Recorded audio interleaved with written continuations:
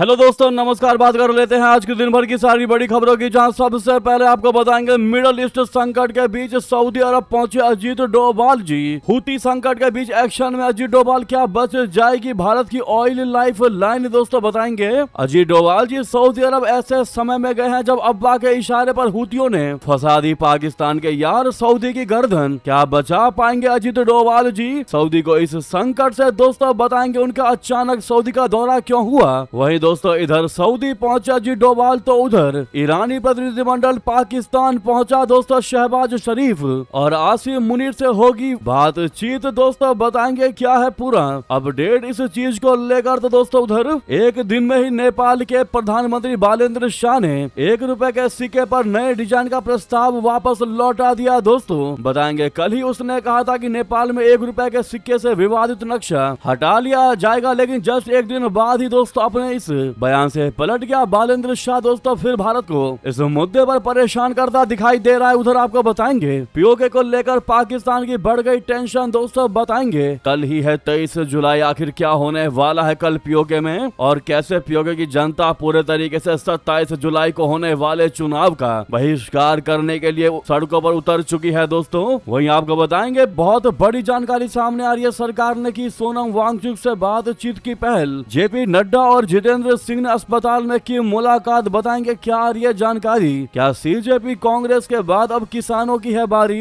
अन्नदाताओं का आज देश व्यापी प्रदर्शन पर भी बड़ा अपडेट सामने आ रहा है। दोस्तों वहीं राहुल गांधी के प्रदर्शन और इस्तीफे की मांग के बाद धर्मेंद्र प्रधान का भी रिएक्शन सामने आया है। बताएंगे क्या कहा धर्मेंद्र प्रधान ने। एक से एक बेहतरीन अपडेट आपको बताएंगे, बस आप वीडियो के अंत तक बने रहिएगा। और खबरों में आगे बढ़ने से पहले दोस्तों अगर आप ये मानते हैं कि अगर अजीत डोभाल जी खुद सऊदी गए हैं तो संकट दूर करके ही लौटेंगे और यही सही समय है पीओके अपना क्षेत्र वापस लेने का, तो वीडियो को लाइक करके चैनल को सब्सक्राइब करके बेल आइकन दबा के कमेंट में जय हिंद अवश्य कहिएगा। बात करते हैं पहली सबसे बड़ी खबर की, जहां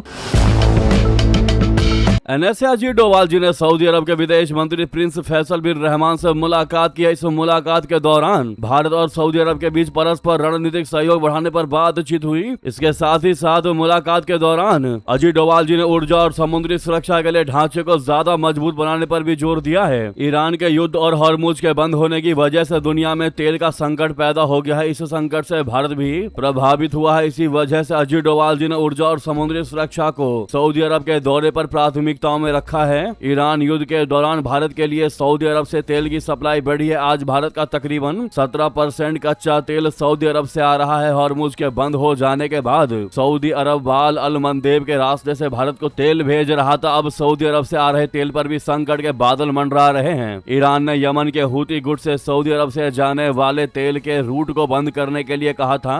आज हूती लड़ाकों ने कह दिया है कि वो सऊदी अरब के तेल का मार्ग पूरे तरीके से बंद कर देंगे। इसी संकट से निपटना अब भारत के लिए टॉप प्रायोरिटी बन गया है और समाधान के लिए एनएसए अजीत डोभाल जी अपने मिशन पर आगे बढ़ चुके हैं। दोस्तों दिक्कतों से निपटने के लिए अजीत डोभाल जी कई नीतियों का इस्तेमाल करते आए हैं। इन नीतियों को आज डोभाल डॉक्ट्रिन कहा जाता है। इस डोभाल डॉक्ट्रिन में भारत के एनएसए का एक मशहूर कथन भी शामिल है। जिनको नहीं पता उनको बता दे, अजीत डोभाल जी ने कई मौकों पर ऐसा कहा है कि चुनौतियों से भरे वक्त में फैसले लेना उतना महत्वपूर्ण नहीं है जितना महत्वपूर्ण उन फैसलों को सही साबित करना है। इसी फिलोसफी के साथ अजीत डोभाल जी अरब जगत में भारत की पहुंच को आगे बढ़ा रहे हैं। सऊदी अरब ने तेल की सुरक्षा के मुद्दे पर अजीत डोभाल से ही बातचीत क्यों की? दोस्तों वर्ष 2015 में यमन का गृह युद्ध चरम पर पहुंच गया था। हूती लड़ाकों ने एक बड़ा हमला करके यमन की सरकार को हटा दिया था और राजधानी सना पर कब्जा कर लिया था। उस समय यमन में तकरीबन 5000 भारतीय मौजूद थे। भारतीय नागरिकों को रेस्क्यू करने के लिए ऑपरेशन राहत चलाया गया था। चूंकि हूती गुट को भारत ने कभी मान्यता नहीं दी थी तो उनसे सीधी बातचीत संभव नहीं थी। तब अजीत डोभाल जी की कमान में भारतीय इंटेलिजेंस एजेंसियों ने बैक चैनल बातचीत के दरवाजे खोले थे। इस किस्म के संवाद में किसी तीसरे पक्ष को मध्यस्थ बनाकर दोनों पक्षों के बीच बातचीत होती है। इसके साथ ही साथ अपने संपर्कों के जरिए भारतीय इंटेलिजेंस ने यमन के उन इलाकों की पहचान की थी जहाँ भारतीय नागरिक फंसे हुए थे। नागरिकों को निकालने वाले रास्तों की पहचान पहचान भी इंटेलिजेंस एजेंसियों ने ही की थी। भारतीय एजेंसियों ने जानकारी जुटाई। दूसरी तरफ भारत सरकार के आदेश पर नौसेना और वायुसेना ने यमन के नजदीक तैनाती की। इन प्रयासों की वजह से यमन से भारत ने 4741 भारतीय नागरिकों के साथ ही साथ दूसरे देशों के तकरीबन 2000 नागरिकों को भी रेस्क्यू किया। दोस्तों आपको बता दें, सीधा सीधा हूती गुट को साधने का तरीका है अजीत डोभाल जी का। दोस्तों यमन में किया गया ऑपरेशन राहत तो अपने आप में एक मिसाल है। जिस देश में शक्तिशाली पक्ष से कोई संवाद तक नहीं था, वहां भी रातों रात संपर्क स्थापित किया गया और नागरिकों का रेस्क्यू किया गया। कितनी बड़ी बात है ना दोस्तों। लेकिन अगर बात वर्तमान की करें तो वर्तमान संकट में अजीत डोभाल जी की भूमिका कितनी महत्वपूर्ण हो सकती है। एनएसए अजीत डोभाल जी के बारे में कहा जाता है कि अगर वो एक बार किसी व्यक्ति या पक्ष के साथ संवाद में शामिल हो जाते हैं तो डोभाल कभी भी उस संपर्क को खत्म नहीं करते हैं। ऑपरेशन राहत के बाद भी भारत ने हूती गुट को आधिकारिक मान्यता नहीं दी है, लेकिन यमन को भेजी जाने वाली मानवीय मदद में बढ़ोतरी की गई है। खाद्य पदार्थों और दवाओं की शक्ल में जाने वाली इस मदद का एक हिस्सा हूती प्रभाव वाले इलाकों तक भी पहुंचता है। यही वो फैक्टर है जो हूती गुट को साध सकता है। दोस्तों मानवीय मदद के जरिए ही भारत ने हूती गुट को यह संकेत दे दिया है कि यमन में भारत का मकसद सिर्फ मानवीय मदद है। दूसरी तरफ भारतीय नेवी के 2 से 4 नौसैनिक जहाज लगातार यमन के नजदीकी समंदर में गश्त करते रहते हैं। यानी भारत हूती गुट से पुराने संवाद के चलते सऊदी अरब से तेल की सप्लाई सुनिश्चित कर सकता है। इसके साथ ही साथ तेल की आवाजाही को नौसेना के जरिए सुरक्षा भी दी जा सकती है। तेल की सप्लाई के साथ ही साथ सऊदी अरब भारत के साथ रक्षा क्षेत्र में भी सहयोग आगे बढ़ाने पर विचार कर रहा है। मीडिया रिपोर्ट्स के अनुसार सऊदी अरब भी उन 6 देशों में शामिल है जिन्होंने भारत की अस्त्र मिसाइल में दिलचस्पी दिखाई है। दोस्तों भारतीय वायुसेना पुष्टि कर चुकी है कि ऑपरेशन सिंदूर में अस्त्र मिसाइल का प्रयोग हुआ था। इस मिसाइल ने अपना लक्ष्य पूरा भी किया था। ऑपरेशन सिंदूर के बाद इंडोनेशिया ने भारत के अस्त्र मिसाइल खरीदने की डील की है। अब सऊदी अरब भी इस मेड इन इंडिया मिसाइल में दिलचस्पी दिखा रहा है। सहयोग की ऐसी ही राष्ट्रीय नीति को आचार्य चाणक्य ने भी परिभाषित किया था। ऐसे में दोस्तों चलिए आपके भी नॉलेज को चेक करते हैं। आप में से कौन बता सकता है कि चाणक्य के अर्थशास्त्र में समाश्रय नीति का जिक्र है। आखिर ये नीति क्या कहती है, देखते हैं दोस्तों कौन बिल्कुल सही जवाब देता है। हिंट के तौर पर आपको बताते हैं, इसमें ऐसा कुछ कहा जाता है कि किसी भी राजा को मित्र राष्ट्रों के साथ ना सिर्फ डैश और डैश रिश्ते रखने चाहिए, बल्कि दोस्तों आप लोग कंप्लीट करके बताइएगा आखिर क्या कहती है ये समाश्रय नीति चाणक्य के अर्थशास्त्र में। कौन बिल्कुल सही और सटीक जवाब देता है। साथ ही साथ रिक्वेस्ट है दोस्तों, आप सभी जो भी वीडियो को देख रहे हैं, सामने लाइक का बटन है, अभी तक लाइक नहीं किया तो इस लाइक के बटन को अवश्य प्रेस कर दीजिएगा। 1 सेकंड भी नहीं लगना दोस्तों, प्रेस करना मत भूलिएगा। अजीत डोभाल जी सऊदी जाकर के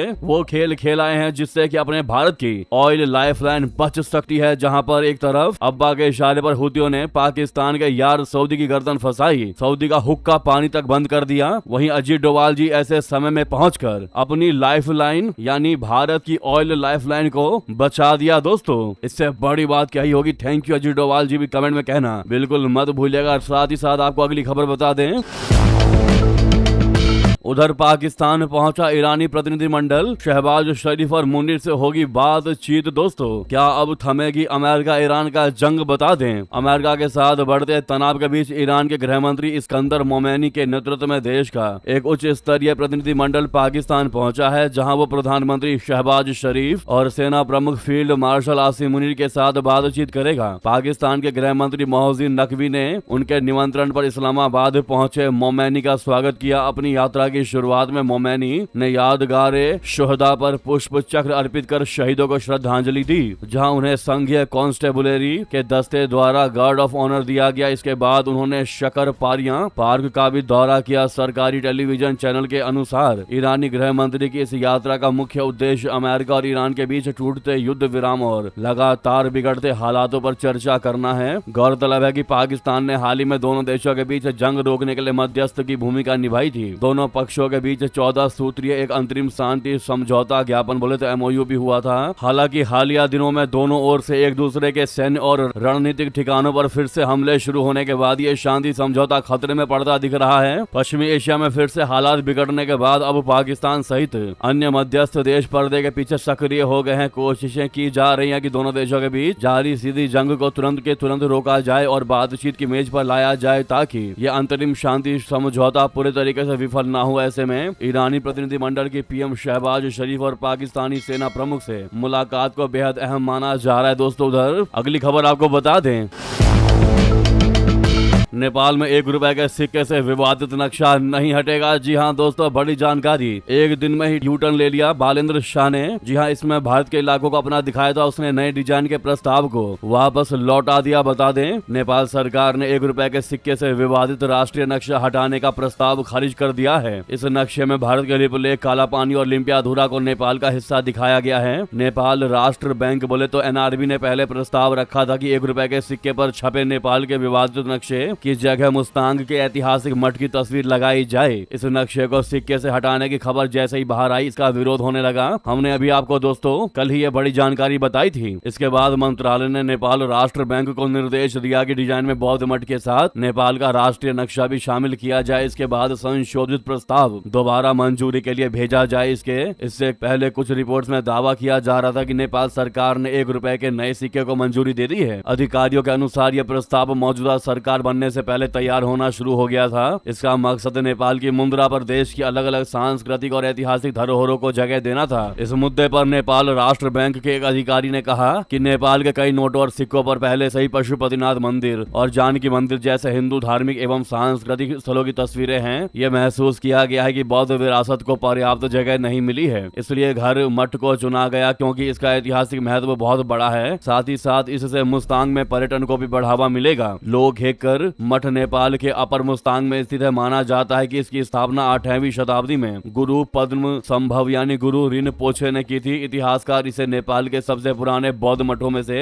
एक नहीं बल्कि पूरे हिमालय क्षेत्र के सबसे प्राचीन बौद्ध मठों में भी गिनते हैं दोस्तों। यानी कि नेपाल के 1 रुपए के सिक्के से बालेंद्र शाह ने पहले तो लिपुलेख का विवादित नक्शा हटाने की बात कही, उसके बाद इन विरोध को देखने के बाद अपने इस बयान से यू टर्न ले लिया दोस्तों। लेकिन कहां गई अब बालेंद्र शाह की वो दलीलें जो वो इस नक्शे को हटाने के लिए कह रहे थे कि ऐसा फैसला इसलिए लिया जा रहा है क्योंकि 2 रुपए से ज्यादा भारी है 1 रुपए का सिक्का। हम चाहते हैं कि इसमें सिंपल डिजाइन रख करके इसके वेट को कम किया जाए, इससे हमारी बचत भी होगी और इसका वेट कम रहेगा तो कैरी करने में भी आसान होगा। ये सारी दलीलें आखिर कहां गई? कहां सिर्फ एक छोटे से मचे बवाल के बाद यू टर्न ले लिया बालेंद्र शाह ने अपनी जुबान से? क्या अपनी जुबान के भी नहीं है बालेंद्र शाह? ये सबसे बड़े सवाल अब खड़े हो रहे हैं दोस्तों। आखिर अब वो क्या मैसेज देना चाह रहे हैं भारत को? क्यों इन्होंने लिया इस मुद्दे से यू टर्न? इस पर आपकी क्या है निजी राय दोस्तों? अवश्य कमेंट करके बताइएगा। बात कर लेते हैं पीओके से खबर की, जहां पर क्या है अपडेट आपको बता दें। पाकिस्तान के अवैध कब्जे वाले कश्मीर में यानी पीओके में पिछले कई दिनों से जारी बवाल थमने का नाम नहीं ले रहा। जम्मू कश्मीर जॉइंट अवामी एक्शन कमेटी बोले तो जाग ने प्रशासन के साथ किसी भी तरह के समझौते की सोशल मीडिया पर वायरल हो रही खबरों को पूरी तरीके से खारिज कर दिया है। साथ ही साथ संगठन ने आने वाले दिनों में विरोध प्रदर्शनों के नए सिरे से तैयारी कर ली है। जाग ने मंगलवार को जारी एक बयान में कहा है कि अधिकारियों के साथ बातचीत चल रही है लेकिन अभी तक कोई अंतिम समझौता या लिखित एग्रीमेंट नहीं हुआ है। कमेटी ने इसे बेबुनियाद प्रोपेगेंडा करार देते हुए चेतावनी दी है कि ऐसी अफवाहें आंदोलन को कमजोर करने की साजिश का हिस्सा हो सकती हैं। जाग के कोर सदस्यों ने स्पष्ट कर दिया है कि आंदोलन पूरी तरीके से शांतिपूर्ण तरीके से लेकिन बिना किसी रुकावट के जारी रहेगा। संगठन के एक वरिष्ठ नेता ने कहा कि हमारा धरना प्रदर्शन और आंदोलन अनवरत चल रहा है। कोई भी बड़ा फैसला या घोषणा केवल कोर कमेटी के सदस्य ही औपचारिक रूप से करेंगे। समर्थकों से अपील है कि वे अनुशासित और संगठित रहें। संगठन ने अपने समर्थकों को 23 जुलाई को होने वाले कार्यक्रमों के लिए पूरी तैयारी रखने को कहा है। जाग के नेताओं ने इस तारीख को आंदोलन के लिए टर्निंग पॉइंट और बहु महत्वपूर्ण दिन बताया है। इस पर वरिष्ठ नेता उमर नजीर कश्मीरी ने मीरपुर, मुजफ्फराबाद और पुंछ डिवीजन के लोगों से 23 जुलाई को होने वाले बड़े प्रदर्शनों, सिट इन और धरनों में भारी संख्या में शामिल होने की अपील की। कश्मीरी ने कहा है कि 23 जुलाई को हम एक बेहद जरूरी घोषणा करने जा रहे हैं। यह घोषणा पूरे आंदोलन की दिशा तय करेगी। हालांकि उन्होंने घोषणा को लेकर और कुछ नहीं बताया, जिससे लोगों में उत्सुकता बढ़ गई है कि 23 जुलाई को क्या होगा। वही होगा जो किसी ने सोचा भी नहीं होगा दोस्तों। अगर कोई भी समझौता नहीं होता है तो 23 जुलाई यानी कल को बहुत बड़ा प्रदर्शन, शक्ति प्रदर्शन होगा दोस्तों। उनका कहना है कि हमारा शांतिपूर्ण धरना और आंदोलन बिना किसी रुकावट के जारी है। अगर हम शांति से धरना दे सकते हैं तो फिर आक्रामक होकर मुंह तोड़ जवाब भी दे सकते हैं। जाग पार्टी के नेताओं ने सेंट्रल अंजुमन ताजीरान मुजफ्फराबाद के 22 जुलाई को बुलाए गए शटडाउन का पूरा समर्थन किया है। ये शटडाउन संगठन के मुख्य सदस्य शौकत नवाज मीर की रिहाई की मांग के लिए बुलाया गया है, जो अभी भी हिरासत में है। कल दोस्तों बहुत बड़ा शक्ति प्रदर्शन होने वाला, इसीलिए अपडेट रहने के लिए पहली बार हमारे इस वीडियो को देख रहे हैं तो चैनल को सब्सक्राइब करके बेल आइकन अवश्य प्रेस कर दीजिएगा। साथ ही बता दें इतना ही नहीं, पीओके में 27 जुलाई को होने वाले उस चुनाव के बहिष्कार की भी बात कही जा रही है दोस्तों। अलगाववादी संगठन ने बताया दिखावटी प्रक्रिया तो भड़की जनता। दोस्तों, जम्मू कश्मीर जॉइंट अवामी एक्शन कमेटी जाग ने चुनाव के बहिष्कार का आह्वान कर दिया है। संगठन का कहना है कि मौजूदा हालात में चुनाव कराना लोगों की वास्तविक समस्याओं का समाधान बिल्कुल भी नहीं है, इसीलिए चाहकर भी चुनाव नहीं होने देंगे। रावला कोट में आयोजित एक सार्वजनिक सभा और धरना प्रदर्शन के दौरान जाग से जुड़े नेता सरदार उमर नजीर कश्मीरी ने लोगों से चुनावी प्रक्रिया में हिस्सा नहीं लेने की अपील की। उन्होंने कहा कि यह समय क्षेत्र के भविष्य को लेकर गंभीरता से सोचने का पल है और जनता को अपने फैसले सोच समझ कर लेने चाहिए। अपने संबोधन में उन्होंने आरोप लगाया कि चुनाव में भाग लेने वाली राजनीतिक पार्टियां और इस पूरी प्रक्रिया को आगे बढ़ाने वाले लोग क्षेत्र में पैदा हुए मौजूदा हालात के लिए जिम्मेदार हैं। यानी कि दोस्तों, अब इन लोगों ने ठान लिया कि 27 जुलाई को जो चुनाव होना है पाकिस्तान की ओर से, इसमें बिल्कुल भी भाग नहीं लेंगे पीओके के लोग और इसका चुनाव का करेंगे बहिष्कार। क्या इनका कहना सही है दोस्तों? आप क्या कहते हैं जरूर कमेंट कीजिएगा। अब ऐसा लग रहा है दोस्तों कि ये लोग आसिम मुनीर और शहबाज को झुका कर रहेंगे और अपनी मांगों को मनवा कर ही रहेंगे। दोस्तों, क्या है इस मुद्दे पर आपकी राय, वहीं आपको बता दें। आखिर कौन है निकिता आनंद जिनके सामने गिड़गिड़ाया पाकिस्तान, सिंधु जल समझौते के लिए लगाई गुहार। दोस्तों, सिंधु जल समझौते के लिए पाकिस्तान किस कदर बेकरार है ये उसके ताजा कदम से समझ में आ रहा है। पाकिस्तान अब कनाडा से मदद मांग रहा है कि वो सिंधु जल संधि समझौता बहाल करा दे। पाकिस्तान के डिप्टी पीएम और विदेश मंत्री इशाक डार ने सोमवार को कनाडा के विदेश मंत्री अनीता आनंद से इस बारे में गुहार लगाई। अनीता आनंद 2 दिनों की यात्रा पर पाकिस्तान गई हुई है। हालांकि इस मामले पर ना तो अनीता आनंद और ना ही कनाडा सरकार ने कोई प्रतिक्रिया दी है, बल्कि गौरतलब है कि पहलगाम हमले के बाद भारत ने अप्रैल 2025 में सिंधु जल समझौता रद्द कर दिया था। इस हमले में 26 लोग मारे गए थे। भारत ने कहा था कि जब तक पाकिस्तान सीमा पार आतंकवाद के खिलाफ ठोस कार्रवाई नहीं करता तब तक ये संधि निलंबित ही रहेगी। दोस्तों, सिंधु जल संधि यानी 1960 में लागू की गई इस संधि जो है वो भारत और पाकिस्तान के बीच विश्व बैंक की मध्यस्थता से हुआ एक समझौता है। ये सिंधु घाटी की 6 नदियों के पानी के बंटवारे को नियंत्रित करता है। इसके तहत पूर्वी नदियां भारत को और पश्चिमी नदियां मुख्य रूप से पाकिस्तान को आवंटित की गई हैं। सोमवार को इशाक डार ने दावा किया है कि अप्रैल 2025 में संधि को स्थगित करने की घोषणा करके भारत ने पहले से ही अस्थिर सुरक्षा स्थिति में एक नया पहलू जोड़ दिया है। इशाक डार ने कहा कि हम कनाडा समेत अपने मित्र देशों से समर्थन चाहते हैं कि ताकि भारत के साथ सिंधु जल संधि को तुरंत बहाल किया जा सके, पानी के हथियार के तौर पर इस्तेमाल को खत्म किया जा सके और अंतर्राष्ट्रीय कानून व परंपराओं के अनुसार अंतर्राष्ट्रीय कानून एवं संधि की शर्तों का पालन किया जा सके। वहीं आपको बता दें, डोनाल्ड ट्रंप ने अब कनाडा पर लगाया 50% का टैरिफ। शराब, डेयरी समेत लिस्ट में है ये प्रोडक्ट्स। दोस्तों, अमेरिका के राष्ट्रपति डोनाल्ड ट्रंप ने कनाडा से आने वाले कई उत्पादों पर 50% तक का नया टैरिफ लगाने की घोषणा कर डाली है। इस फैसले के बाद अमेरिका और कनाडा के बीच व्यापारिक तनाव और बढ़ने की आशंका है। ट्रंप प्रशासन का आरोप है कि कनाडा अमेरिकी कारों, शराब और डेयरी उत्पादों के साथ गलत व्यवहार कर रहा है, इसीलिए हमने ये कदम उठाया है। नए टैरिफ के तहत शराब, cement, ice, hockey machinery, dairy product, furniture, swimming pool, मछली पकड़ने के छड़े, बीज, कपड़े, विग और कई अन्य चीजों पर टैरिफ लगाया जाएगा। ये टैरिफ 30 दिनों बाद लागू होगा। जी हाँ, इस फैसले के लिए ट्रंप प्रशासन ने 1930 के टैरिफ एक्ट की धारा 338 का इस्तेमाल किया है। ये कानून राष्ट्रपति को उन देशों के खिलाफ 50% तक टैरिफ लगाने की अनुमति देता है जो अमेरिकी सामानों के साथ भेदभाव करते हैं। खास बात यह है कि लगभग 100 साल पुराने कानून का पहली बार इस्तेमाल किया गया है। अमेरिकी व्यापार प्रतिनिधि जेमिसन ग्रीर ने कहा है कि अमेरिका अपने व्यापारिक साझेदारों के साथ निष्पक्ष और संतुलित व्यापार समझौते चाहता है। उनका आरोप है कि कनाडा अमेरिका की व्यापार नीतियों के जवाब में लगातार गलत कदम उठा रहा है, जिससे दोनों देशों के बीच विवाद और बढ़ता जा रहा है। दोस्तों, इस पर कनाडा के प्रधानमंत्री मार्क कार्नी ने क्या कहा, आपको बता दें। कनाडा के प्रधानमंत्री मार्क कार्नी ने कहा है कि यह व्यापारिक विवाद दोनों देशों के लोगों के लिए महंगा साबित हो रहा है। उन्होंने कहा कि कनाडा अमेरिका के साथ बातचीत के जरिए अटके मुद्दों का समाधान करने के लिए तैयार है। ट्रंप प्रशासन का कहना है कि कनाडा और चीन ने अमेरिका की तरफ से लगाए गए टैरिफ के जवाब में अपने लेवल पर भी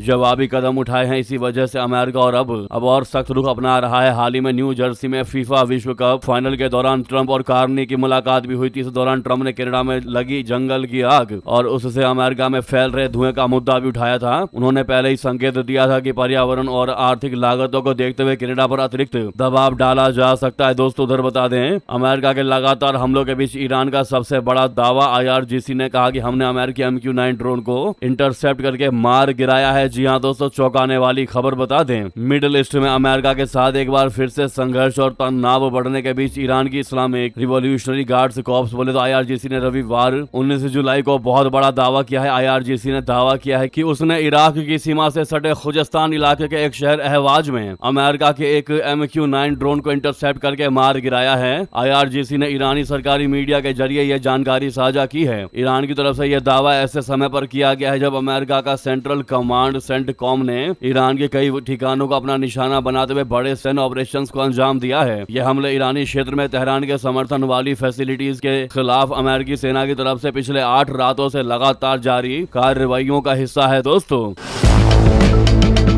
वहीं सबसे बड़ा सवाल, क्या ईरान फिर शुरू कर रहा है न्यूक्लियर प्रोग्राम? मोसाद ने किया बड़ा दावा, कहा पिक एक्स माउंटेन में सुरक्षित है यूरेनियम सेंट्रीफ्यूज। दोस्तों, इजराइल ने एक बार फिर दावा किया है कि ईरान जो है वो पर्दे के पीछे अपना न्यूक्लियर प्रोग्राम जारी रखने की तैयारी कर सकता है। इजरायली खुफिया एजेंसी मोसाद का मानना है कि ईरान ने पिछले साल अपने यूरेनियम एनरिचमेंट में इस्तेमाल होने वाले सेंट्रीफ्यूज को पिक एक्स माउंटेन नामक बेहद सेफ अंडरग्राउंड हॉल में पहुंचा दिया था। एजेंसी का दावा है कि भविष्य में ईरान इसी स्थान से अपना न्यूक्लियर प्रोग्राम दोबारा शुरू कर सकता है। यह दावा ऐसे समय में सामने आया है जब अमेरिका और ईरान के बीच तनाव बना हुआ है। वहीं अब बात कर लेते हैं देश की, जहां पर सरकार ने की सोनम वांगचुक से बातचीत की पहल। JP नड्डा, जितेंद्र सिंह ने अस्पताल में की मुलाकात। दोस्तों, सोशल एक्टिविस्ट सोनम वांगचुक से केंद्रीय मंत्री JP नड्डा और जितेंद्र सिंह ने गुरुग्राम के मेदांता अस्पताल में मुलाकात की। सूत्रों के मुताबिक JP नड्डा और जितेंद्र सिंह वांगचुक से मिलने अस्पताल पहुंचे हैं। दिल्ली हाईकोर्ट के आदेश पर सोनम वांगचुक को सफदरजंग अस्पताल से डिस्चार्ज कर आगे के इलाज के लिए गुरुग्राम के मेदांता अस्पताल में भर्ती कराया गया है। इस बीच अब माना यह जा रहा है कि सरकार ने वांगचुक से बातचीत की पहल शुरू कर दी है।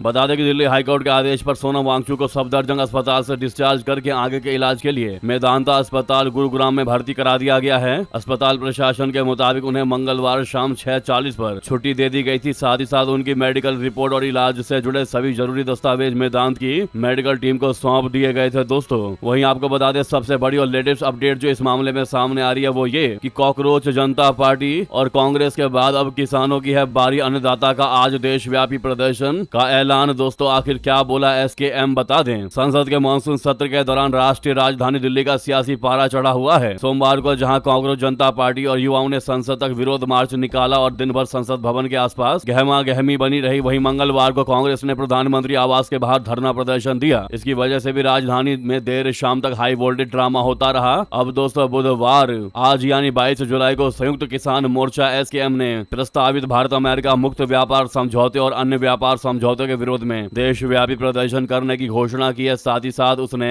राष्ट्रपति द्रौपदी मुर्मू को पत्र लिखकर केंद्र सरकार को इन समझौतों पर हस्ताक्षर करने से रोकने के लिए हस्तक्षेप करने का भी आग्रह किया है। अगर ऐसा होता है दोस्तों, तो आप यूं समझ लीजिए कि बहुत बड़ा बवाल मचेगा, क्योंकि किसान के आने का मतलब होता है ट्रॉली ट्रैक्टर सब कुछ लेकर आना। किसान संगठन ने राष्ट्रपति को लिखे खुले पत्र में साफ साफ और क्लियर अनुरोध किया है कि प्रधानमंत्री नरेंद्र मोदी को भारत अमेरिका मुक्त व्यापार समझौते पर बिल्कुल भी हस्ताक्षर नहीं करने और पहले से किए गए सभी FTA निरस्त करने और देश की अर्थव्यवस्था, आत्मनिर्भरता तथा संप्रभुता पर इनके प्रभाव को लेकर संसद में चर्चा सुनिश्चित करने का निर्देश दें। वहीं बता दें, देर रात पुलिस हिरासत से राहुल गांधी को रिहा कर दिया गया। दोस्तों, प्रियंका गांधी भी पहुंची अपनी आवास। राहुल, प्रियंका और अखिलेश यादव समेत सभी नेता पुलिस हिरासत से छूट चुके हैं। कांग्रेसी अध्यक्ष मल्लिकार्जुन खड़गे, लोकसभा में नेता प्रतिपक्ष राहुल गांधी, पार्टी महासचिव प्रियंका गांधी वाड्रा और कई अन्य कांग्रेसी नेताओं को पुलिस हिरासत से रिहा कर दिया गया है। समाजवादी पार्टी प्रमुख अखिलेश यादव को भी पुलिस हिरासत से छोड़ दिया गया है। कांग्रेस सांसद राहुल गांधी छत्रसाल स्टेडियम से निकल गए हैं। लोक कल्याण मार्ग पर विरोध कर रहे और दिल्ली पुलिस की ओर से हिरासत में लिए गए कुछ विपक्षी नेताओं को कुछ देर पहले छत्रसाल स्टेडियम लाया गया था। वहीं दोस्तों, राहुल गांधी के प्रदर्शन और इस्तीफे की मांग पर धर्मेंद्र प्रधान ने भी अपना रिएक्शन दिया। उन्होंने कांग्रेस नेता पर राहुल गांधी पर छात्रों को राजनीतिक हथियार के तौर पर इस्तेमाल करने का गंभीर आरोप लगाया। उन्होंने यह तक कहा कि कांग्रेस का मकसद छात्रों के लिए समाधान नहीं था, बल्कि वो राजनीतिक सुर्खियां बटोर कर कैओस फैलाना चाहते थे, अशांति फैलाना चाहते थे। सोशल मीडिया प्लेटफॉर्म एक्स पर पोस्ट में धर्मेंद्र प्रधान ने कहा कि विपक्ष के नेता राहुल गांधी और कांग्रेसी संसद के मानसून सत्र के दौरान छात्रों का राजनीतिक औजार के रूप में बेशर्मी से इस्तेमाल कर अशांति फैला रहे हैं। राहुल गांधी और कांग्रेस ने प्रधानमंत्री के आवास के बाहर धरना प्रदर्शन किया, जिससे जनता को असुविधा हुई और सुरक्षा प्रोटोकॉल की अवहेलना की गई। धर्मेंद्र प्रधान का क्लियरली कहना है कि कांग्रेस का जो मकसद था वो था अशांति फैलाना। धर्मेंद्र प्रधान के इस बात पर आपकी क्या राय है दोस्तों? क्या आप इससे सहमत होंगे या नहीं, जरूर कमेंट कीजिएगा। दोस्तों आपको बता दें, राहुल गांधी ने जो ये पीएम आवास के बाहर धरना प्रदर्शन किया वो कुछ इस तरीके से था। वो एक बहुत बड़ा सीक्रेट प्लान था। कांग्रेसियों को खड़गे के बर्थडे के बहाने, उनके जन्मदिन के बहाने नेताओं को बुलाया गया। उसके बाद सभी को पीएम आवास के बाहर प्रदर्शन करने के लिए लेकर आया गया। जी हाँ दोस्तों, पहली बार ऐसा होता दिखाई दे रहा है कि कांग्रेसियों के इस प्रोटेस्ट की प्लानिंग को भारत की मोदी सरकार जो है वो डिकोड नहीं कर पाई, उनका तंत्र जो है वो डिकोड नहीं कर पाया, क्योंकि सबको यही लग रहा था कि आज जो ये कांग्रेस नेता लोग जा रहे हैं सिर्फ खड़गे के जन्मदिन को मनाने जा रहे हैं, लेकिन हकीकत कुछ और थी दोस्तों, जिसको बीजेपी भी समझ नहीं पाई, केंद्र भी समझ नहीं पाया। वही प्रदर्शन पर विपक्ष में ही झगड़ा मचता दिखाई दिया दोस्तों। आम आदमी पार्टी सांसद संजय सिंह का राहुल गांधी पर तीखा हमला, कहा छात्रों का आंदोलन कमजोर कर रही है कांग्रेस। संजय सिंह ने कहा कि सीजेपी के धरने को कमजोर करने के लिए मोदी जी ने राहुल गांधी को अपने आवास पर धरने पर बैठा दिया, जिसके बाद दोस्तों खुद कॉकरोच जनता पार्टी ने ही इसका तगड़ा जवाब दिया संजय सिंह को और कह दिया कि ये झूठा भ्रम मत फैलाएं और जो एकता देश में बनी है उस पर कुठाराघात ना करें। आज कांग्रेस सेवा दल ने सीजेपी आंदोलनकारियों के लिए नाश्ता तैयार किया, हमारी मदद कर रहे हैं। और श्री राहुल गांधी जी ने जो किया उससे यह स्पष्ट है कि पूरा देश अब सरकार पर दबाव बना रही है। नेता विपक्ष अपना कर्तव्य निर्वहन कर रहे हैं, कृपया करके फूट न डालें। यानी सीजेपी ने दोस्तों आम आदमी पार्टी के इस सांसद को खड़ी खोटी सुनाई। क्या है इस मुद्दे पर आपकी राय दोस्तों? रिक्वेस्ट कर रहे हैं जहां पर भी आपका ग्रुप हो, व्हाट्सएप, फेसबुक, चाहे एक्स पर, इस वीडियो का जितना ज्यादा हो सके शेयर करना मत भूलिएगा। लगे हाथ तो वीडियो को लाइक करके इस चैनल को सब्सक्राइब करके बेल आइकन दबा के कमेंट में जय हिंद जरूर कहिएगा। मिलता अगली बड़ी खबर में। यहाँ तक बने रहने के लिए आप सभी का बहुत बहुत धन्यवाद, बहुत बहुत आभार। जय हिंद, जय भारत।